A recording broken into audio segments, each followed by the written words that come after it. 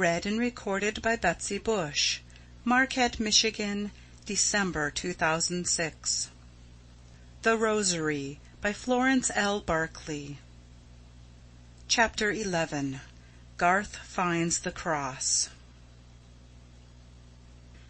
The village church on the green was bathed in sunshine as Jane emerged from the cool shade of the park. The clock proclaimed the hour 11:30, and Jane did not hasten, knowing she was not expected until 12. The windows of the church were open, and the massive oaken door stood ajar. Jane paused beneath the ivy-covered porch and stood listening. The tones of the organ reached her as from an immense distance, and yet with an all-pervading nearness. The sound was disassociated from hands and feet. The organ seemed breathing, and its breath was music. Jane pushed the heavy door further open, and even at that moment it occurred to her that the freckled boy with the red head and Garth's slim proportions had evidently passed easily through an aperture which refused ingress to her more massive figure.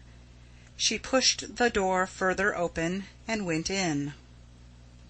Instantly a stillness entered into her soul. The sense of unseen presences, often so strongly felt on entering an empty church alone, the impress left upon old walls and rafters by the worshipping minds of centuries, hushed the insistent beating of her own perplexity, and for a few moments she forgot the errand which brought her there, and bowed her head in unison with the worship of ages. Garth was playing the Veni Creator Spiritus to Atwood's perfect setting, and as Jane walked noiselessly up to the chancel, he began to sing the words of the second verse. He sang them softly, but his beautifully modulated baritone carried well, and every syllable reached her. Enable with perpetual light the dullness of our blinded sight. Anoint and cheer our soiled face with the abundance of thy grace. Keep far our foes, give peace at home. Where thou art guide, no ill can come. Then the organ swelled into full power, pealing out the theme of the last verse without its words, and allowing those he had sung to repeat themselves over and over in Jane's mind. Where thou art guide, no ill can come. Had she not prayed for guidance? Then surely all would be well. She paused at the entrance to the chancel. Garth had returned to the second verse, and was singing again to a walled flute accompaniment. Enable with perpetual light. Jane seated herself in one of the old oak stalls and looked around her. The brilliant sunshine from without entered through the stained-glass windows, mellowed into golden beams of soft amber light, with here and there a shaft of crimson. What a beautiful expression! Perpetual light! As Garth sang it, each syllable seemed to pierce the silence like a ray of purest sunlight. The dullness of— Jane could just see the top of his dark head over the heavy brocade of the organ curtain. She dreaded the moment when he would turn, and those vivid eyes should catch sight of her. Our blinded sight. How would he take what she must say? Would she have strength to come through a long, hard scene? Would he be tragically heartbroken? Anoint and cheer our soiled face. Would he argue and insist, and override her judgment? With the abundance of thy grace. Could she oppose his fierce strength, if he chose to exert it? Would they either of them come through so hard a time without wounding each other terribly? Keep far our foes, give peace at home. Oh, what would she say? What would he say? How should she answer? What reason could she give for her refusal, which Garth would ever take as final? Where thou art guide, no ill can come. And then, after a few soft impromptu chords, the theme changed. Jane's heart stood still. Garth was playing the Rosary. He did not sing it, but the soft insistence of the organ pipes seemed to press the words into the air, as no voice could have done. Memory's pearls, in all the purity of their gleaming preciousness, were counted one by the flute and dulciana, and the sadder tones of the walled flute proclaimed the finding of the cross. It all held a new meaning for Jane, who looked helplessly around, as if seeking some way of escape from the sad sweetness of sound which filled the little church. Suddenly it ceased. Garth stood up, turned, and saw her. The glory of a great joy leaped into his face. "All right, Jimmy," he said. "That will do for this morning. And here is a bright sixpence, because you have managed the blowing so well. Hello, it's a shilling.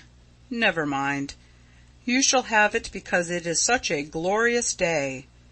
There never was such a day, Jimmy, and I want you to be happy also. Now run off quickly and shut the church door behind you, my boy." Ah, how his voice, with its ring of buoyant gladness, shook her soul! The red-headed boy, rather grubby, with a whole pepper-pot of freckles, but a beaming face of pleasure, came out from behind the organ, clattered down a side aisle, dropping his shilling on the way, and had to find it, but at last went out, the heavy door closing behind him with a resounding clang. Garth had remained standing beside the organ, quite motionless, without looking at Jane, and now that they were absolutely alone in the church, he still stood and waited a few moments. To Jane those moments seemed days, weeks, years, an eternity. Then he came out into the centre of the chancel, his head erect, his eyes shining, his whole bearing that of a conqueror, sure of his victory. He walked down to the quaintly carved oaken screen, and, passing beneath it, stood at the step. Then he signed to Jane to come and stand beside him. "Here, dearest," he said. "Let it be here."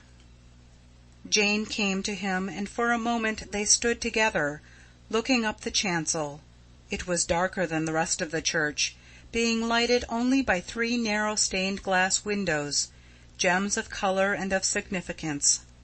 The center window immediately over the communion table represented the Saviour of the world, dying upon the cross. They gazed at it in reverent silence. Then Garth turned to Jane. "My beloved," he said, "it is a sacred presence and a sacred place, but no place could be too sacred for that which we have to say to each other, and the holy presence, in which we both believe, is here to bless and ratify it. I am waiting for your answer." Jane cleared her throat and put her trembling hands into the large pockets of her tweed coat. "Dal," she said, "my answer is a question. How old are you?" She felt his start of intense surprise. She saw the light of expectant joy fade from his face. But he replied, after only a momentary hesitation, "I thought you knew, dearest. I am 27. "Well," said Jane, slowly and deliberately, "I am 30, and I look 35 and feel 40. You are 27, Dal, and you look 19, and often feel 9. I have been thinking it over, and, you know, I cannot marry a mere boy." Silence, absolute. In sheer terror, Jane forced herself to look at him. He was white to the lips. His face was very stern and calm, a strange, stony calmness. There was not much youth in it just then. "Anoint and cheer our soiled face." The silent church seemed to wail the words in bewildered agony. At last he spoke. "I had not thought of myself," he said slowly. "I cannot explain how it comes to pass, but I have not thought of myself at all, since my mind has been full of you. Therefore I had not realized how little there is in me that you could care for. I believed you had felt as I did, that we were just each other's." For a moment he put out his hand as if he would have touched her. Then it dropped suddenly to his side. "You are quite right," he said. "You could not marry anyone whom you consider a mere boy." He turned from her and faced up the chancel. For the space of a long, silent minute he looked at the window over the holy table, where hung the suffering Christ. Then he bowed his head. "I accept the cross," he said, and turning, walked quietly down the aisle. The church door opened, closed behind him with a heavy clang, and Jane was alone. She stumbled back to the seat she had left, and fell upon her knees. "Oh, my God!" she cried. "Send him back to me! Oh, send him back!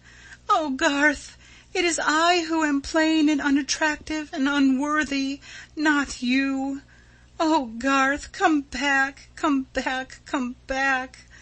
I will trust and not be afraid. Oh, my own dear, come back!" She listened with straining ears. She waited until every nerve of her body ached with suspense. She decided what she would say when the heavy door reopened and she saw Garth standing in a shaft of sunlight. She tried to remember the Veni, but the hollow clang of the door had silenced every memory's echo of that haunting music. So she waited silently, and as she waited the silence grew and seemed to enclose her within cruel, relentless walls, which opened only to allow her glimpses into the vista of future lonely years. Just once more she broke that silence. "Oh, darling, come back! I will risk it," she said. But no step drew near, and kneeling with her face buried in her clasped hands, Jane suddenly realized that Garth Dalmain had accepted her decision as final and irrevocable, and would not return. How long she knelt there after realizing this she never knew, but at last comfort came to her. She felt she had done right. A few hours of present anguish were better than years of future disillusion. Her own life would be sadly empty, and losing this newly found joy was costing her more than she had expected. But she honestly believed she had done rightly towards him, and what did her own pain matter? Thus comfort came to Jane. At last she rose and passed out of the silent church into the breezy sunshine.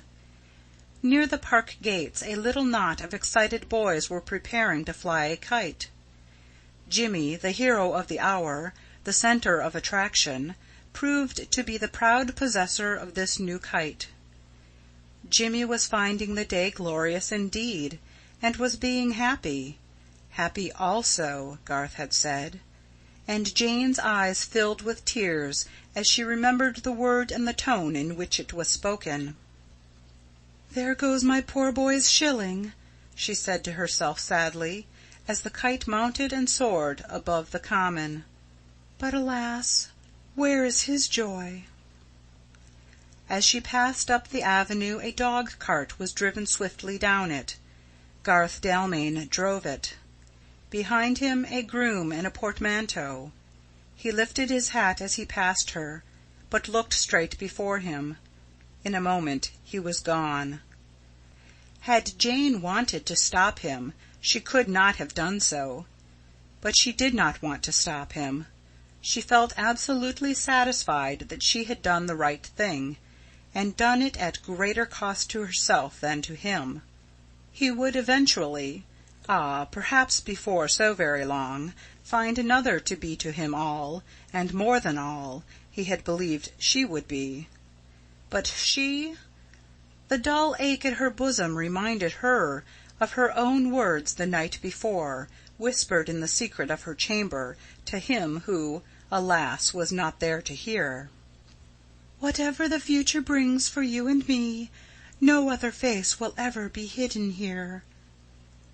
And in this first hour of the coming lonely years she knew them to be true. In the hall she met Pauline Lister. "Is that you, Miss Champion?" said Pauline. "Well now, have you heard of Mr. Dalmain? He has had to go to town unexpectedly on the 1:15 train, and Aunt has dropped her false teeth on her marble washstand and must get to the dentist right away. So we go to town on the 2:30. It's an uncertain world. It complicates one's plans when they have to depend on other people's teeth. But I would sooner break false teeth than true hearts any day. One can get the former mended, but I guess no one can mend the latter. We are lunching early in our rooms, so I wish you good-bye, Miss Champion." End of Chapter 11.